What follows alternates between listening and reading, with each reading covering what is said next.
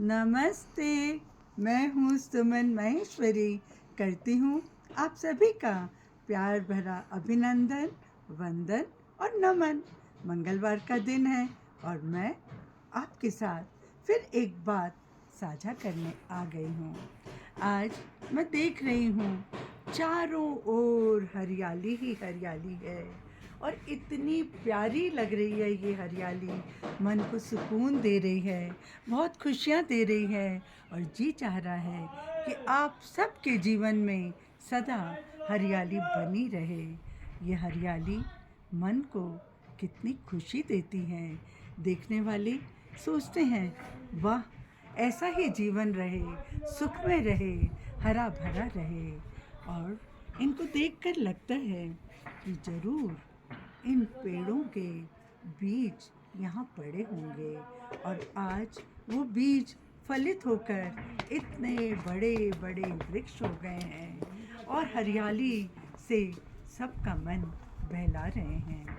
आज इनको देखकर मन में जो एक विचार आ रहा है कि ये बीज ही तो है जो अंकुरित होता है और फलित होता है और अपना रूप दिखाता है।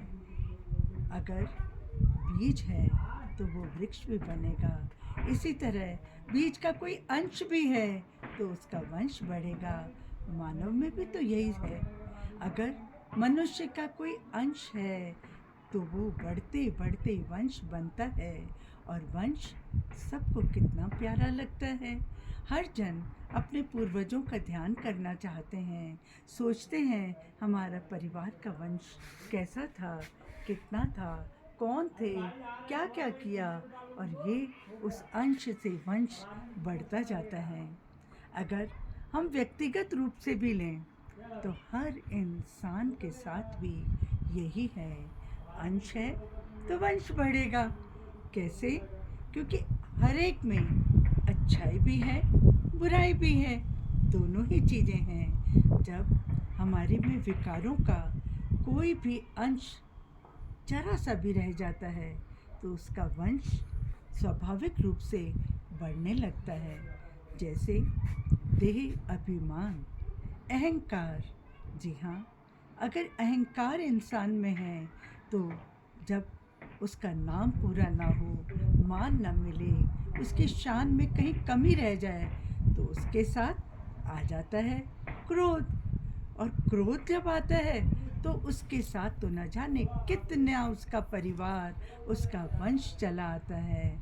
ईर्ष्या आ जाती है, स्वार्थ भावना आ जाती है, वैर भाव आ जाते हैं। कैसे किसी को नीचा दिखाएं, कैसे हम अपने आप को ऊंचा दिखाएं। कितने विकार साथ में जुड़ जाते हैं। इन विकारों से बचना है तो उस अंश को समाप्त करना होगा, तब वो वंश भी समाप्त हो जाएगा।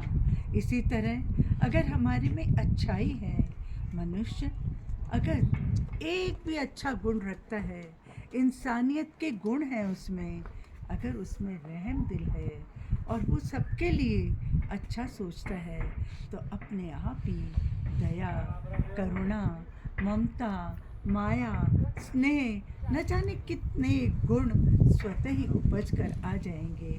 यही तो है अंश के साथ वंश बढ़ना।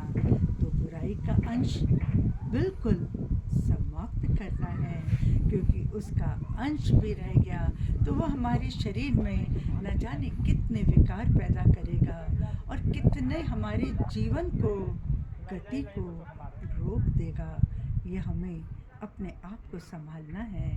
उस अंश को जो हमारे जीवन में निराशा लाए, दुख लाए, उसको समाप्त करना है और उस अंश की वृद्धि करना है जो हमें एक अच्छा इंसान बनाए।